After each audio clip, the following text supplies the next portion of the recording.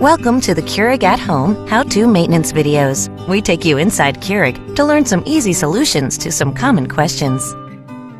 In this installment, we'll walk you through how to properly clean the entrance and exit needles, as well as the K-Cup portion pack holder in your Keurig brewer.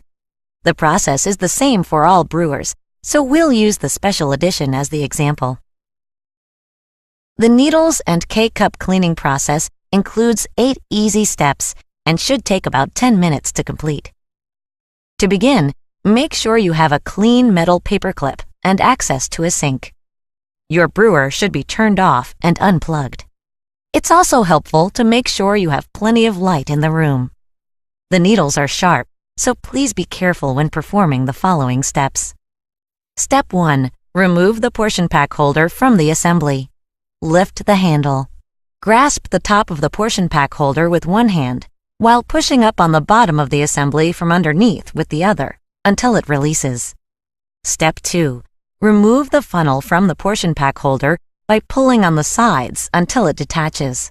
If this is the first time doing this to your portion pack holder, it might take a bit of extra force. Step 3. Locate the hole on the bottom of the exit needle, which is on the underside of the portion pack holder. Straighten one side of your metal paperclip and insert it into the tube, moving it around to loosen any clogging and remove any particles.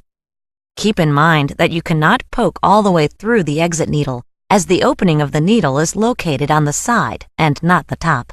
Step 4. Since we have the portion pack holder already taken apart, it's a good time to give it a cleaning. Both the portion pack holder and funnel should be rinsed under running water, washing thoroughly to loosen and remove any particles. At the same time, you're also cleaning the exit needle, which is sharp, so be mindful of your fingers. Once complete, you can set the portion pack holder and funnel aside. Alternatively, the portion pack holder and funnel are both dishwasher safe, but only if put on the top shelf.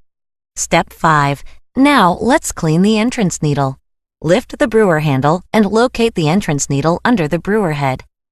Look closely and you'll see 2 holes in the needle, which we'll need to clean. The entrance has a very sharp point, so please be careful. Step 6. Carefully insert your metal paperclip into the 2 side holes of the entrance needle, and gently move the paperclip around to loosen and remove any particles. Then, safely remove the paperclip and your hands from the area. Step 7. Now we can put the portion pack holder back into the K-Cup assembly. Use 2 hands to click the funnel back into the portion pack holder by aligning the side slots.